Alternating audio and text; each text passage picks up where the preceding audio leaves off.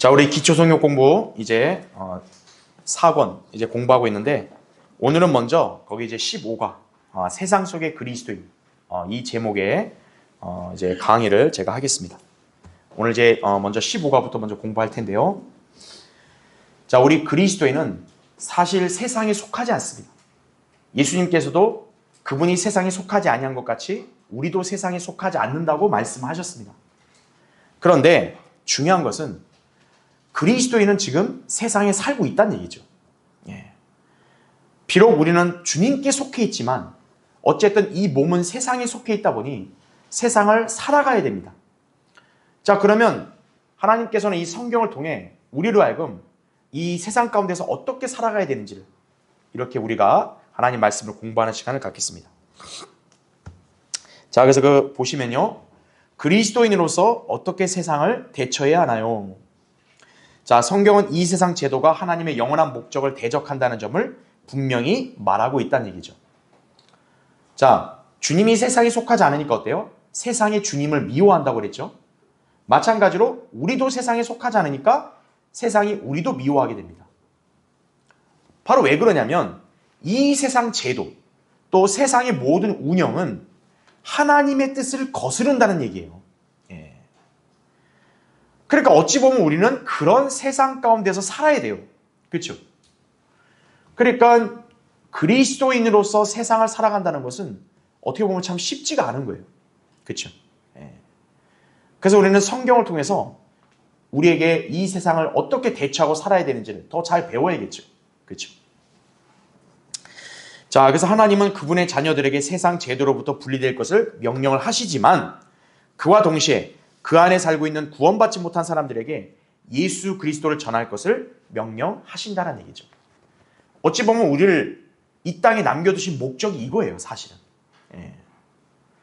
이제 주님의 오실 때가 되기 전까지 이 세상에 있는 사람들에게 예수 그리스도를 증거하라는 얘기죠. 그렇죠? 자, 그러니까 어때요? 어찌 보면은 약간 좀 딜레마가 될 수도 있어요.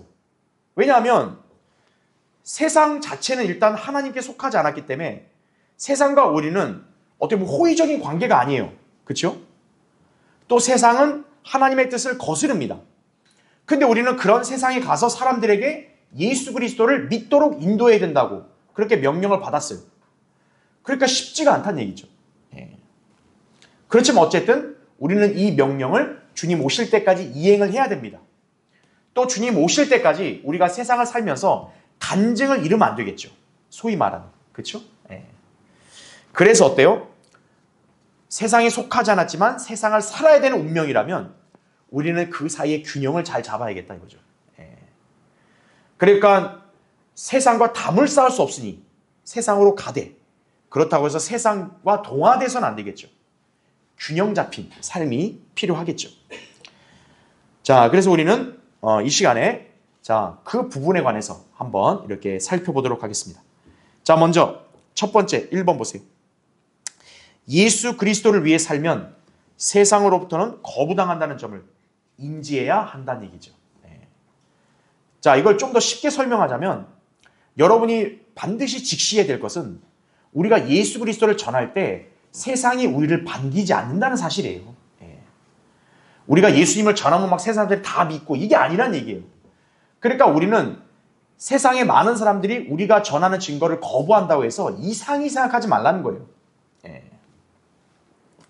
그래서 밑에 A를 보시면 예수 그리스도께서 거부당하셨기 때문에 우리 또한 거부당할 것이라는 얘기죠. 그래서 예수님이 세상이 너희를 미워하면 뭐라 그랬어요? 너희 자체를 미워한다기보다는 예수님을 미워하기 때문에 우리를 미워하는 거다. 그렇게 말씀을 하고 있는 것이죠. 그러니까 여러분도 어떻게 보면 세상에서 약간 부당한 일을 당할 때가 있어요. 이거 도저히 이해하지 못할 그런 대우를 내가 당한다 이거예요. 그럼 여러분은 그걸 생각해야 돼요. 이거는 지금 세상을 관장하는 마귀가 단순하게 그냥 나를 미워하는 것이 아닌 내 안에 계신 누구를요? 예수 그리스도를 미워하는 것이구나. 그러다 보니까 덩달아 어때요? 나도 미움을 받고 있는구나. 그렇게 생각을 하면 된다는 얘기죠. 그래서 두 번째 B, 우리가 그분을 위해 살 때에만 우리는 거부당할 거란 얘기죠. 만약 세상과 일치해서 산다면 세상은 우리를 거부하지 않을 것이다 이거죠. 예. 맞죠? 우리가 세상의 비위를 맞추고 세상과 적절하게 타협하고 세상이 요구하는 걸 따라가면 세상이 우리에 대해서 뭘 그렇게 뭐 이렇게 딴지를 걸 게 있겠어요. 그렇죠? 그런데 어때요? 우리는 세상이 요구하는 그런 죄악들에 대해서 동조하지 않잖아요. 그러니까 어때요? 세상이 우리를 아니 꼽게 보는 거죠. 지들은 뭐가 이렇게 잘났어? 약간 이런 식인 거죠. 예. 그러니까 구원받은 사람이랄지라도 세상과 일치해서 살면 어때요? 마치 구원받지 않은 사람처럼 비춰지는 거죠. 그렇죠? 왜냐? 잘 조화를 이루니까. 그런데 이제 여러분처럼 진리를 알고 세상으로부터 분리돼서 성경대로 살라고 하면 어떻게 되는 거예요? 이제 마치 스파크 일어나듯이 세상이 이제 여러분에 대해서 약간 좀 괴상하게 그렇게 반응하고 또 여러분을 이상하게 대하려고 한다는 얘기죠. 자, 그 점에 관해서 바울이 뭐라 그랬냐? 실로 그리스도 예수 안에서 경건하게 살고자 하는 모든 사람은 박해를 받을 것이라고 디모데후서 3장 12절에 그렇게 예고를 했다는 얘기죠. 예. 그러니까 여러분이 그 점을 잘 알아야 됩니다. 여러분이 성경대로 경건한 삶을 살게 되면 세상이 여러분을 하고 야, 당신 대단하다. 당신 정말 훌륭하다. 이런 평가라기보다는 오히려 어떤 거예요? 진짜 꼴 보기 싫다. 이렇게 비춰진다는 얘기예요. 그러니까 여러분이 세상에 그런 반응이 왔다 해서 여러분이 그거에 대해서 실망하거나 낙심하지 말라는 거예요. 오히려 여러분은 확신을 가져야 돼요. 내가 성경대로 주님을 잘 섬기고 있으니 세상이 나를 이렇게 대하는구나. 그렇게 여겨야 된다는 얘기예요. 그렇죠? 자, 그 점을 여러분 잘 인지하시기 바라고요. 자, 두 번째, 2번 보세요. 그러면 누가 나를 거부할까 이거예요. 누가? 세상에 도대체 누가 나를 주로 거부하냐? 자, 첫 번째 A 보세요. 자, 이 내용은 여러분으로 하여금 약간 충격을 줄 거예요. 뭐냐? 우리를 가장 많이 거부할 사람들이 누구예요? 제3자가 아니고 어떻게 보면 나랑 먼 관계 있는 사람도 아니고 우리와 매우 가깝고 우리를 가장 잘 아는 사람들, 즉 우리의 친구, 심지어는 가족, 직장 동료, 친척이 될 거라는 얘기예요. 자, 한번 찾아보죠. 마태복음 10장 한번 보세요. 거기 34절부터 제가 39절까지 읽겠습니다. 보십시오. 내가 땅에 화평을 주러 온 줄 생각하지 말라. 나는 화평을 주러 온 것이 아니라 뭐라고 말씀하세요? 칼을 주러 왔노라 이거죠. 이거 너무 충격적이지 않나요? 어떻게 평화의 사랑을 이렇게 나타내신 예수님이 오해하지 말라는 거예요. 나는 세상에다가 사이좋게 지내자, 평화롭게 살자 이렇게 온 게 아니라 뭐를 주러 왔대요? 칼을 주러 왔다. 여러분, 칼이 뭡니까? 칼은 나누는 거예요. 예수님 때문에 어떤 거예요? 평소에 좋았던 관계도 나눠질 수 있는 거예요. 자, 35절 보세요. 예수님은 더 충격적인 말씀하세요. 내가 온 것은, 예수님이 온 게 화합이나 단합을 위해 오신 게 아니에요. 보세요. 사람이 그 아버지와 딸이 그 어머니와 며느리가 그 시어머니와 서로 대적하게 하려 함이니라 이거죠. 사람의 원수들은 어디에 있대요? 그의 가족 중에 있으니 거죠. 가장 가깝고 가장 신뢰할 만한 관계인 가족이 오히려 어떤 거예요? 영적으로 왼수가 되는 거예요. 이게 바로 진리입니다. 여러분이 비진리를 추구하는 그런 배교한 교회에서 가짜 신앙을 가지고 살 때는요, 솔직히 말하면 그렇게 큰 박해는 없어요. 원체 기독교에 혐오가 있는 사람은 박해할지 모르겠지만, 여러분이 이렇게 유명한 교회, 사람들이 다 알아주는 교회, 그런 교회 가짜 교회 나가면은 사람들이 그냥 잘해봐. 이래요, 잘해봐. 근데 성경대로 복음을 전하고 재림을 사모한다. 그 다음에 휴거가 있다. 그 다음에 또 구원받지 않으면 지옥에 간다 등등 이런 성경적 진리를 믿고 전파하고 실행하는 그런 교회를 다닌다고 하면 어떻게 되는 거예요? 뭐야? 이렇게 나오는 거죠, 이제. 왜 그런 데를 가? 이거예요. 오늘날 이 나라에는 바로 뭐냐? 성경대로 믿는 교회, 성경 침례교회를 다닌다 그러면 어떤 거예요? 어딜 감히 그런 데를 이렇게 되는 거예요. 다른 데 가면 에이 그래 이왕 좀 가서 좀 이렇게 잘 이렇게 다니다 와. 근데 성경 침례교회랑 어떤 거예요? 거기 왜 가? 거기 절대 안 돼. 이거죠. 왜 안 되죠? 이유가 없어요. 안 돼, 안 돼. 바른 성경을 믿고 그 당장 치워. 이거죠. 진리니까 그런 거예요. 예. 그래서 보세요. 그래서 예수님은 진직에 어떻게 말씀했냐? 그러면 그런 반응이 나왔다 해서 내가 포기해버리거나 지레 포기하거나 낙심하거나 그러지 말라는 거예요. 거기 37절 보세요. 아버지나 어머니를 나보다 더 사랑하는 사람은 나에게 합당치 아니하고 아들이나 딸을 나보다 더 사랑하는 사람도 나에게 합당치 아니하며 잘 보세요. 또 자기 십자가를 지지 않고 나를 따르는 자도 나에게 합당치 아니하니라 말씀하는 거죠. 예. 가족이 더 중요해. 그래.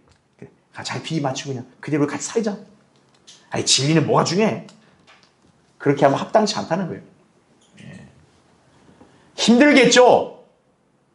그 미움과 그 잔소리와 구박과 박해와 그거를 받아도 난 진리를 따르겠다. 힘들죠? 그게 바로 자기 십자가를 지는 거라는 거예요. 그래서 39절에도 자기 생명을 찾는 사람은 잃을 것이요 나로 인해 자기 생명을 잃는 사람은 찾을 것이라.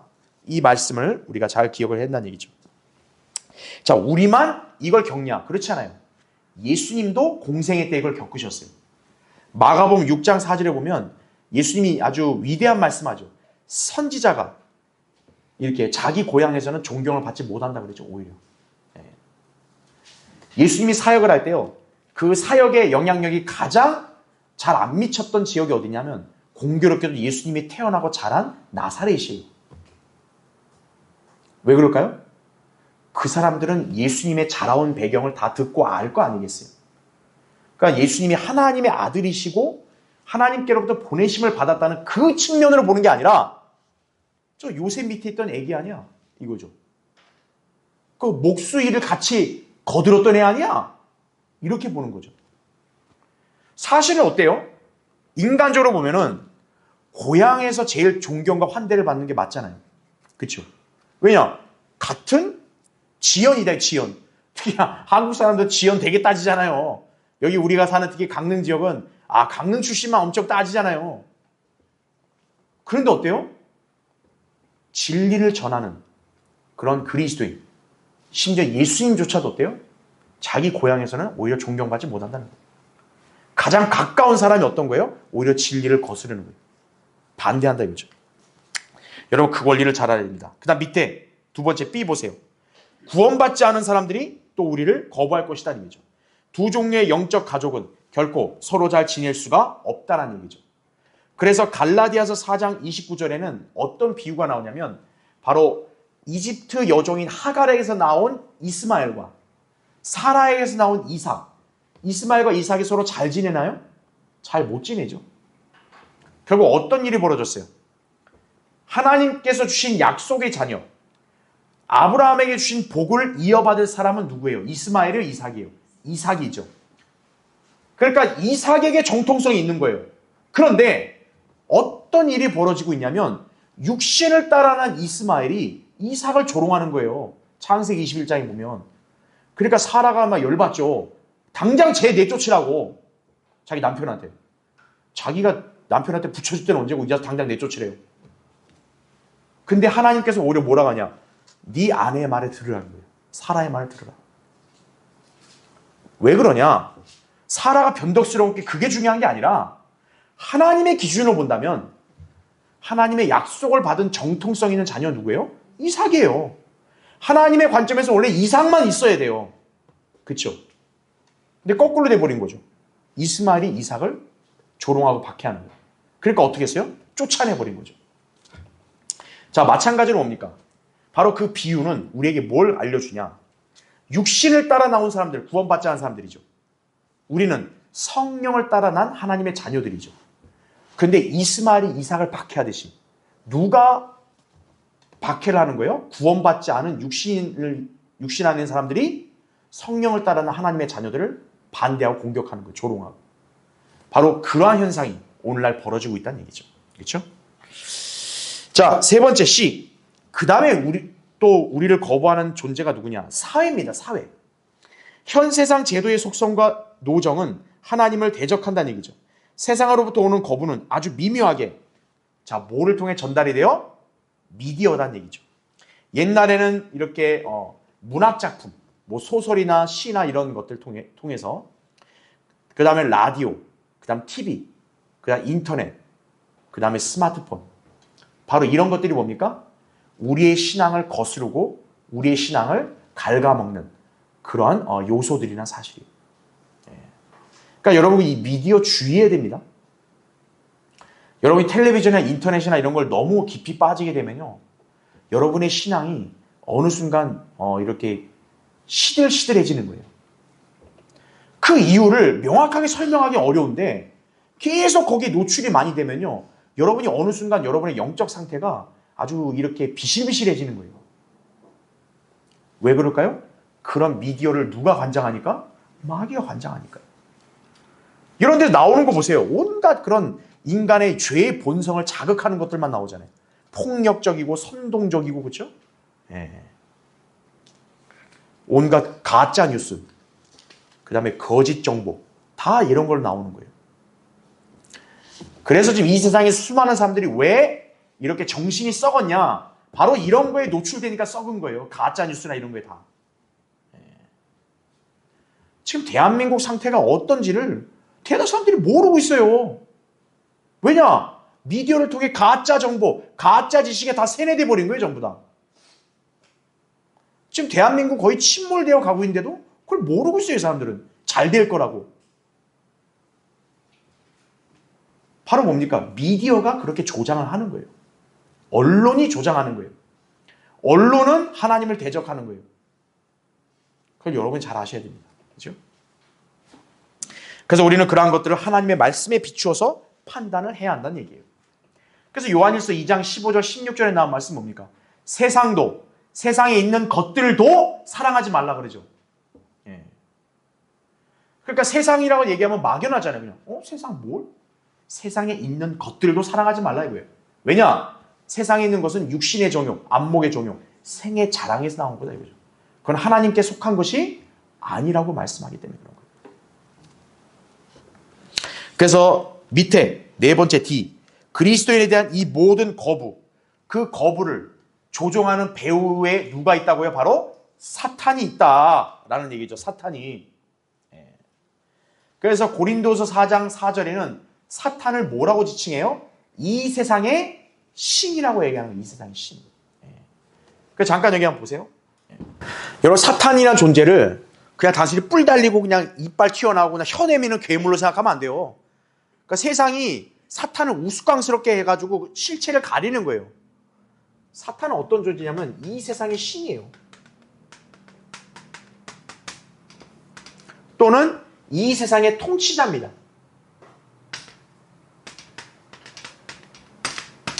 그래서 바로 이 자가 뭘 만드냐? 세상 제도를 만드는 거예요. 제도와 체계. 세상 제도와 체계를 만드는 것이에요. 그 사탄에게서 나온 거예요, 다. 이렇게. 예. 오늘 우리가 쓰는 과학기술 이런 모든 것들도 사실 어때요? 그게 사탄이 관장해가지고 사탄의 지혜를 받아 만든 것들이에요, 다. 예. 다만 우리는 그러한 것들을 통해서 복음과 진리를 전하는 도구로 쓸 뿐이지 그 자체를 우리가 높이 평가하면 안 돼요. 예. 세상 제도 체계에 다 사탄이 관장하는 거예요. 이 세상의 신이요.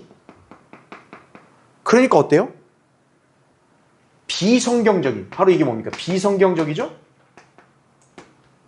그 다음에 죄악들, 불의. 이게 뭐냐? 이게 마치 정상이고 이게 대세인 것처럼 세상은 분위기를 몰아가는 거예요. 저 세상에 소위 정치한다는 그런 쓰레기 같은 인간들, 저런 인간들이 현혹당하는 어리숙한 인간들, 그런 대중들, 그런 사람들이 뭐예요? 정상이 되는 거예요. 동성연애, 그죠? 예. 그 다음에 맨날 시시때때로, 그죠? 폭력적인 그런 시위를 하는 그런 범죄자들, 그런 사람들이 뭐예요? 정상이 된 거예요. 그런 사람들이 큰 소리를 땅땅 치는 거예요. 오히려.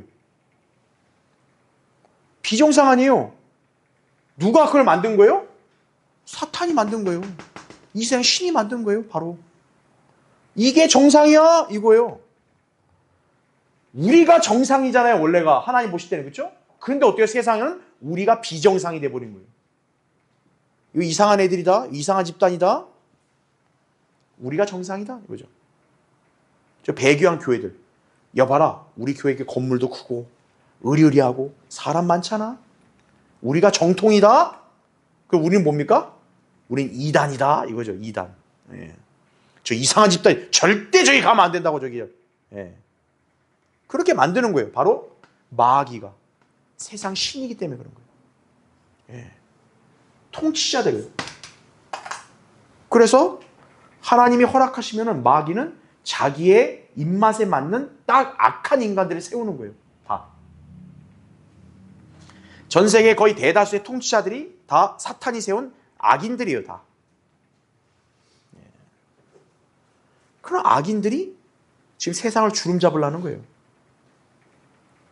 이제 장차 누가 오겠어요? 사탄이 직접 적그리스도가 이제 와서 딱 그 위에 군림하는 거죠. 그걸 만들어 가는 거예요. 여러분은 지금 그런 상황에서 살고 있는 거예요. 그러면 여러분 대신 뭘 우리는 소망하냐? 주님이 그 전에 우리를 데리러 오실 것이라는 소망을 우리는 더 확신 있게 가질 수 있는 거예요. 그렇죠? 예. 여러분 이 점을 잘 아셔야 돼요. 이 세상 시스템이라는 것을 우리가 높게 평가하면 안 돼요. 다만 우리가 세상을 살다 보니까 우리도 지혜롭게 그걸 그냥 활용하는 것이지 근원적으로 뭡니까? 사탄이 만든 거예요. 다.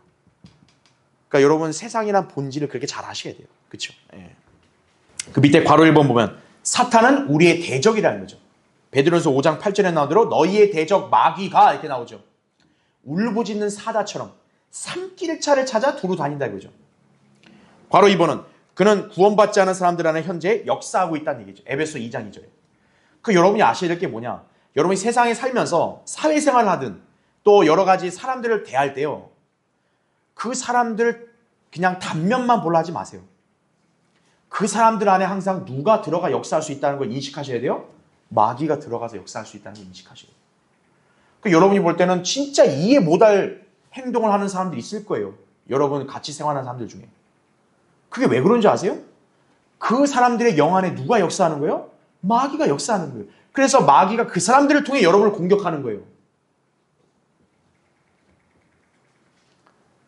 더 끔찍하고 불행한 게 뭐냐? 가족들 중에 구원받지 않으면요. 마귀가 그 사람 안에 영의 역사에서 공격을 하는 거예요. 그래서 여러분을 힘들게 하는 거예요. 그 점을 아셔야 됩니다. 이 영적인 세계는요. 굉장히 복잡한 거예요. 그래서 에베소 2장 2절에도 불순종의 자녀라서 역사는 영을 따라 행한다는 거예요. 마귀가. 그래서 여러분이 진리를 따라 믿음 생활하면 반드시 그런 공격이 있다는 점을 항상 자각을 해야 되는 거예요. 자, 그래서 여러분 이제 누가 우리를 거부하는지를 봤어요. 이제 세 번째 3번 보세요. 그럼 나를 향한 이 거부를 어떻게 이겨낼 수 있는가? 이거예요. 첫 번째 A 보세요. 일단 우리가 반응을 똑같이 호전적으로 가는 것은 안 돼요. 대답을 어떻게 하라고 나와요? 유순하게 하라 이거죠. 가능한 한 언제든지 싸움을 어떻게 하라? 피하라는 거죠. 좀 더 속된 말로 하면 뭡니까? 똥이 무서워서 피합니까? 더러워서 피하는 거죠. 그렇죠? 왜요? 똑같이 육신으로 하면 어떤 거예요? 내가 말려드는 거예요. 거기에. 그래서 마귀 들린 사람, 마귀가 관장하는 사람, 그럼 구원받지 않은 사람이 막 이렇게 여러 가지 일로 시비를 건다. 거기에 똑같이 말려들어 싸우게 되면 내 인생만 더 시간 낭비하는 거예요. 유순하게 대답하라 이거죠. 당연히 그 사람이 잘못한 게 맞고 비질리한 게 많아요. 그런데 여러분이 특히나 주의해야 될 게 뭐냐면요. 구원받지 않은 사람을 앞에 두고요. 막 그 성경의 예언이나 교리 같은 거 그런 거 얘기하게 되면 역효과나는 거예요. 오히려. 성경에 따라서 당신은 뭐가 문제고 앞으로 세상 어떻고 이렇게 못 알아들어요. 이 사람 절대로. 누군가 여러분 신앙에 딴지를 거는데 여러분이 그걸 변호하겠다고 막 성경을 아는 걸 막 다 얘기하죠. 오히려 이상한 사람 낙인 찍히는 거예요. 저 사람 좀 외계에서 왔다. 이렇게 되는 거예요, 그냥. 이 사람은 전혀 몰라요. 영이 거듭나지 않은 사람이기 때문에 전혀 몰라요. 그러니까 여러분이 그런 사람 앞에 두고 막 그 사람한테서 막 자기를 변호한다고 막 뭐 온갖 얘기를 다 하고, 그럼 여러분이 어리석은 거예요, 그거는. 그때는 현명하고 지혜롭게 답변하라 이거예요. 그리고 피해야 되는 거예요. 그래야 내가 마귀에게 틈을 주지를 않는 거예요. 자연스럽게 그 사람한테 복음을 전할 기회를 하나님 마련하실 때 그때 전하는 거예요, 복음을. 그걸 여러분이 잘 기억해야 합니다. 자, 다음 페이지요. 그 다음에 두 번째 B. 우리의 삶을 통해 하나님을 어떻게 하라고요? 기쁘시게 해드리라 이거죠. 그 잠언 16장 7절의 말씀을, 그렇죠? 하나님께서 뭐예요? 그 자녀가 하나님을 기쁘게 하면 그 사람의 원수까지도 화목하게 지내게 하신다고 그렇게 말씀한 거예요. 그 원수가 여러분을 하여금 어떤 딴지를 걸지 못하고 잠잠하게 할 수밖에 없도록 하나님 만드시는 거예요. 여러분이 하나님을 기쁘시게 하는 삶을 살면 된다는 얘기죠. 그 다음 세 번째 C. 하나님을 어떻게 알아? 믿으라 이거죠. 그러니까 요한일서 5장 4절에 나온 말씀 우리 잘 알죠? 암송 구절 많이 해서. 하나님께로부터 태어난 자는 누구든지 세상을 이기기 때문이라. 세상을 이기는 승리는 이것이니 곧 우리의 믿음이라. 그 믿음은 5절에 나온 대로 예수 그리스도가 하나님의 아들이신 거. 그렇죠? 그걸 믿는 믿음. 그러한 믿음을 여러분이 가지고 늘 지속적으로 생활하면 세상을 이길 수 있는 거예요. 그렇죠? 그 다음에 네 번째 D를 보세요. 우리의 적을 어떻게 하래요? 사랑하고 그들을 어떻게 하라? 오히려 도와주라는 거예요. 이게 고차원적인 거죠. 근데 이게 결국 승리의 방법이에요. 예수 그리스도께서는 원수를 위해 죽기까지 그들을 사랑하셨죠. 세상은 이런 사랑을 이해할 수 없지만 진리를 찾는 사람들은 그 사랑의 이끌림을 받을 것이란 얘기죠. 자, 한번 찾아보죠. 로마서 12장 한번 보세요. 거기 14절 보겠습니다. 자, 너희를 박해하는 자들을 축복하라. 축복하고 뭐라 그래요? 저주하지 말라 그러죠. 이거 굉장히 어떻게 보면 어려운 일인데, 그런데 어때요? 내가 똑같이 육신을 따라 저주해버리면 어때요? 난 똑같은 사람 되는 거예요. 주님은 육신적인 사람을 돕지 않아요. 그러니까 육신에 따라 자기 기분에 따라 하면요 하나님이 내버려 두시는 거예요. 너 해봐. 네가 해. 하나님께 기회를 내드려야 되는데 자기가 그 기회를 강탈하는 거예요. 내가 할게요. 내가. 너 아주 내가 내가 두고거나 너 아주. 이렇게 해버리면 어떻게 된 거예요? 하나님이 그래 네가 해. 해봐 한번. 그럼 어떻게 되겠어요? 결국 나도 상처가 남는 거예요. 오히려 어떻게 하래요?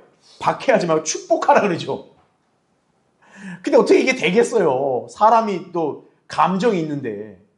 근데 하나님의 말씀을 여러분이 성령으로 충만하면 이걸 지킬 수 있는 거예요. 그래서 거기 20절 보세요. 21절. 자, 12장 20절 21절에 그러므로 내 원수가 줄이거든 어떻게 하래요? 딱 꼴 좋다 이게 아니라 먹이고 만일 그가 목마르거든 어떻게 하래요? 마실 것을 주라 이죠. 자, 그럼 왜 그렇게 하냐? 이렇게 함으로써 내가 그의 머리에 어떻게 하기 때문에요? 숯불을 쌓을 것이며 하나님의 진노의 숯불을 계속 쌓는 거예요. 여러분 고깃집 가면 그 숯불 있죠, 숯불. 여러분 그게 사람 머리에 쌓인다 보세요. 엄청나게 무섭지 않겠어요? 여러분이 원수를 여러분이 이렇게 오히려 더 선대하잖아요. 하나님이 딱 그걸 나중에 다 갚아주기 위해서 딱 진노를 쌓는 거예요. 그래서 21절에 뭐라 합니까? 악에게 지지 말고 어떻게 하려? 선으로 악을 이기라 이거죠. 그냥 멍청하게 당하라는 게 아니에요. 야, 그냥 맞아. 그냥 맞아. 이게 아니에요. 야, 그리스도니까 무조건 손해를 봐. 이게 아닙니다. 그리스도인은 뭐라는 거예요? 선으로 악을 이기라는 거죠. 똑같이 악으로 싸워서 이기지 말라는 거예요. 선으로 악을 이기라. 이게 성경적 원칙이라는 얘기죠. 자, 그러면 어때요? 세상이 처음에는 이해를 못 하겠죠. 쟤 바본가 봐. 쟤 저렇게 어리숙하니까 저런가 봐. 그런데 어때요? 나중에 그 사람이 오히려 감화를 받을 수 있는 거예요. 저 사람이 하나님의 자녀라서 저렇구나. 난 그냥 교회 다닌 사람인 줄 알았더니 그게 아니었구나. 구원받은 사람이니까 그러는 거구나. 감화를 일으키는 거예요. 똑같이 그냥 주먹으로 치고받고 싸워봐요. 그럼 어떻게 돼요? 야, 너나 나나 뭐 별반 다를 게 없는데 뭐. 하나님 믿음들 뭐하니? 이렇게 나오는 거예요. 그걸 우리가 기억해야 합니다. 자, 다섯 번째 우리의 적을 위해 어떻게 하래요? 기도하되 순수한 동기를 가지고 기도하라는 거죠. 오히려. 그 다음에 여섯 번째 F. 어떻게 하래요? 좋은 친구들을 사귀라 이거죠. 하나님을 사랑하고 그분을 섬기기 원하는 사람들과 교제하라는 거죠. 여러분 친구 잘못 따라가면 어떻게 돼요? 벼락 맞아 죽죠 같이. 그런 격언이 있어요. 여러분이 인생을 살 때요. 정말 여러분의 영과 또 여러분의 생각에 좋은 영향을 끼칠 수 있는 그러한 친구를 사귀어야 돼요. 그런 친구를 만날 수 있는 것이 어디냐? 바로 성경대리면 교회 그리스도인들밖에 없는 거예요. 여러분의 남은 시간은 이러한 그리스도인 친구들과 이렇게 같이 교제하고 생활하는 게 가장 잘 사는 것이에요. 여러분이 사회생활하고 직장생활할 때 그런 동료들, 그 사람들을 무조건 맹목적으로 믿으면 안 돼요. 왠 줄 아세요? 그 사람들이 구원받지 않았으면 그 사람들의 영과 우리의 영은 어때요? 다르기 때문에 그래요. 저 사람 괜찮은데요. 겉으로 괜찮죠. 근데 어느 절체절명 중요한 순간에는요. 저 사람이 나의 뒤통수를 칠 수도 있는 거예요. 왜냐? 저 사람 자체가 나쁘다기보다는 마귀가 저 사람을 통해 나를 공격할 그런 기회가 있다는 거예요. 얼마든지. 그거를 우리가 항상 간파하고 그래서 우리가 막 맹신하면 안 돼요. 항상 우리는 영적인 관조를 가져야 돼요. 외모를 보려고 하지 말고 저 사람의 그런 육신의 그런 배경을 보려고 하지 말고 먼저 영을 봐야 돼요. 저 사람의 영이 우리와 다르다. 그럼 일단 우리는 딱 거리를 둬야 돼요. 그런데 우리 구원받은 그리스도인은 같은 영 안에 있잖아요. 또 특히나 신실하다 이거죠. 그럼 신실한 성도들과 사귀고 교제해야 내가 안전하다는 사실을 기억하셔야 돼요. 그렇죠? 그 다음에 일곱 번째 자신의 생각을 하나님 말씀으로 채우라 이거죠. 이건 뭐 당연한 얘기죠. 그렇죠? 자, 그럼 이제 네 번째 4번 그리스도인으로서 그러면 어떤 모습으로 세상에 비춰져야 될까? 자, 보겠습니다. 첫 번째 A. 세상 사람들은 우리가 하나님을 사랑하는 것을 알아야 된다 이거죠. 그러나 말로만이 아니라 우리의 생활을 통해서 알 수 있어야 한다는 얘기예요. 그러니까 이것도 제가 늘 여러분에게 강조하다시피 교회 안에서의 생활과 교회 밖의 생활이 완전히 다르면 안 돼요. 교회 안에서는 참 이런 형제자매가 없어. 근데 교회 밖에만 나가면 어떤 거예요? 야, 이거 완전히 뭐 세상 사람들 혀를 내두를 정도로 바뀌고 이러면 안 된다는 거죠. 세상 사람들은 여러분 잘 아셔야 됩니다. 여러분을 안 보는 것 같죠? 여러분 다 주시하고 있어요. 여러분 이 지역사회가 우리 교회를 그냥 무관심으로 그냥 응대하는 것 같으세요? 아니에요. 마귀도 그렇고 그 마귀에 관장된 자들은요. 우리 교회를 주시하는 거예요. 만약 우리 교회가 간증을 잃는 그런 행동을 하죠? 그럼 세상 사람들이 모를 것 같죠? 아니요. 금세 알아버려요. 그래서 우리가 항상 이 선한 간증을 잃지 않아야 돼요. 그래서 고린도서 8장 3절에도 하나님을 사랑하는 사람은 그분께 알려진다고 얘기해요. 여러분이 신실한 성도로 생활하죠? 그러면 여러분 어떤 줄 아세요? 하나님 앞에서든 또 하나님께 세우신 교회와 성도들에게도 잘 알려지는 사람이 되는 거예요. 저 교회 저 성도 진짜 신실해.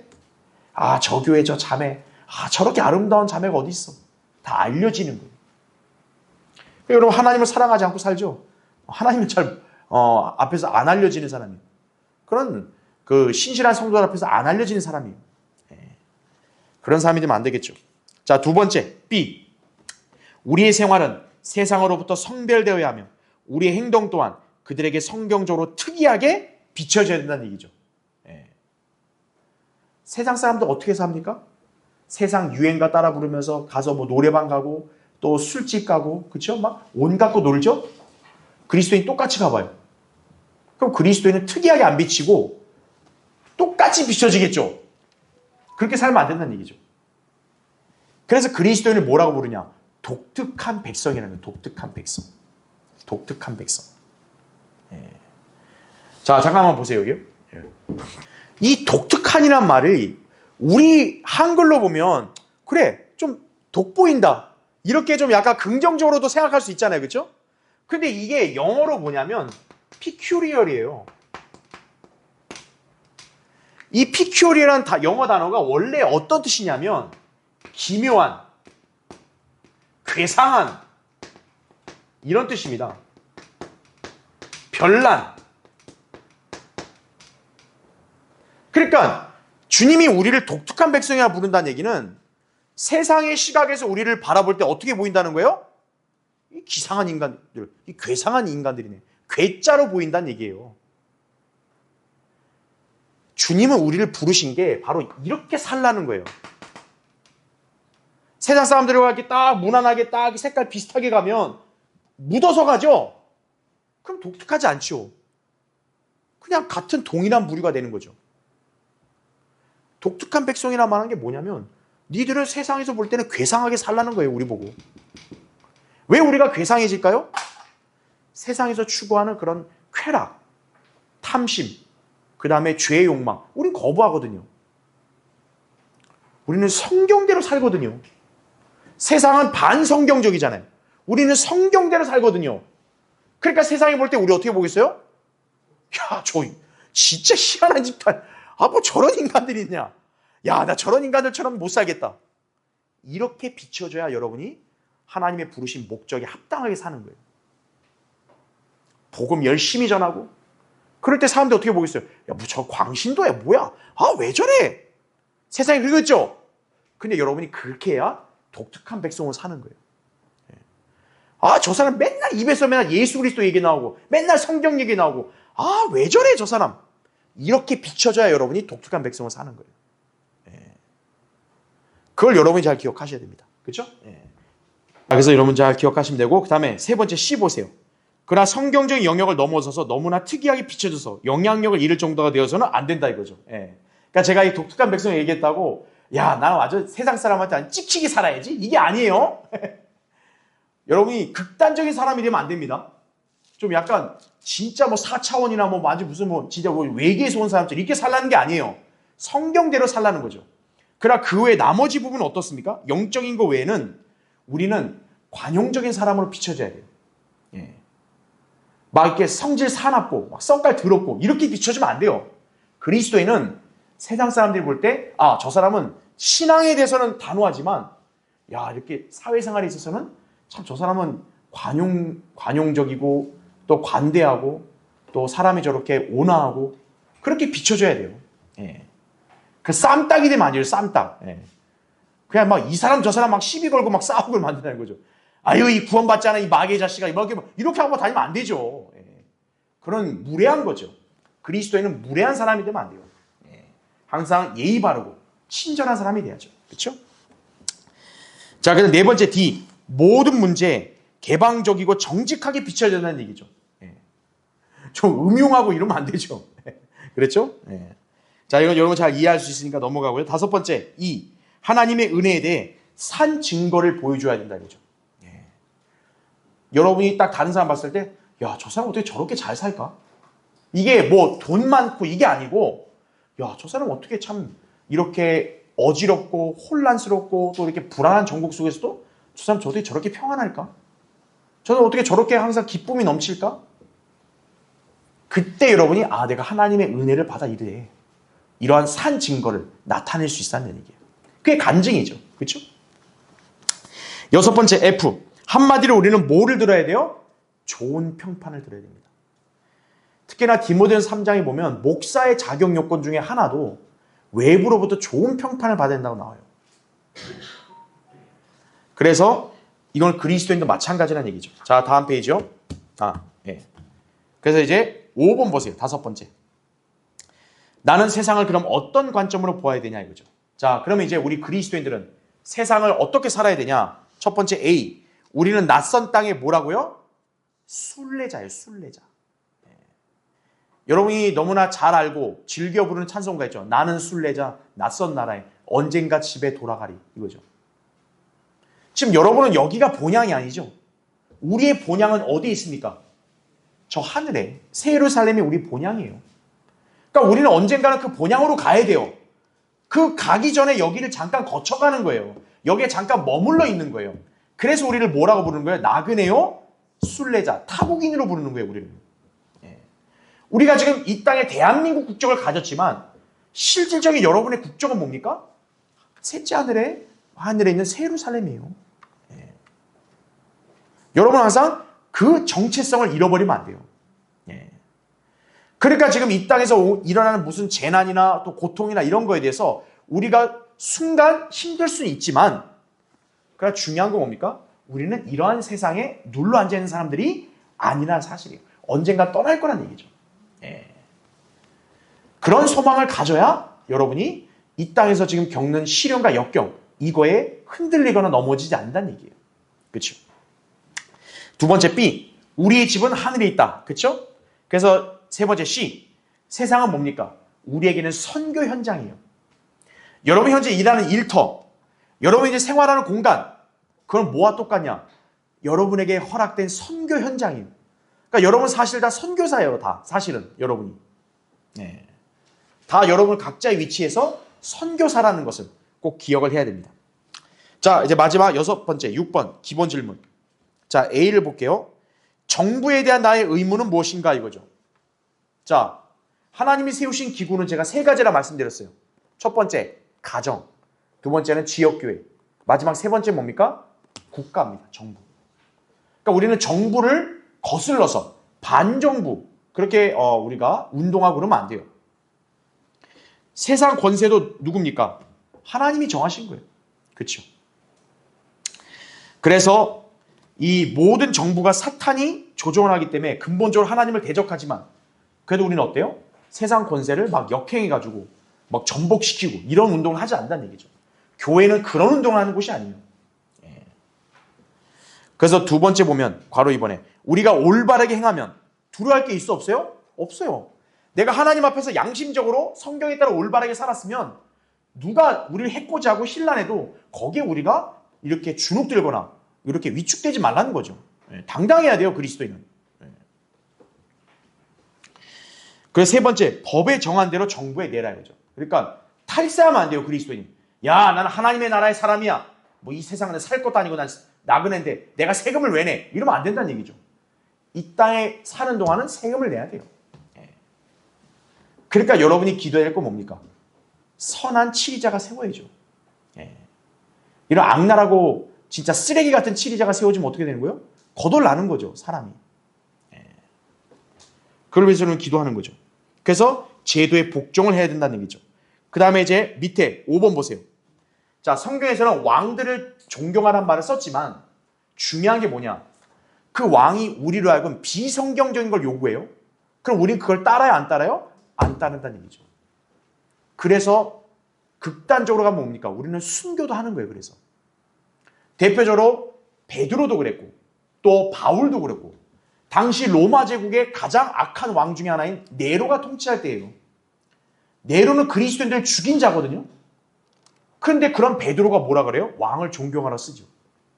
그게 하나님 말씀이에요. 그런데 그렇다고 해서 베드로가 네로의 말을 무조건 맹목적으로 따랐나요? 아닙니다. 하나님의 뜻을 가장 먼저 따랐어요.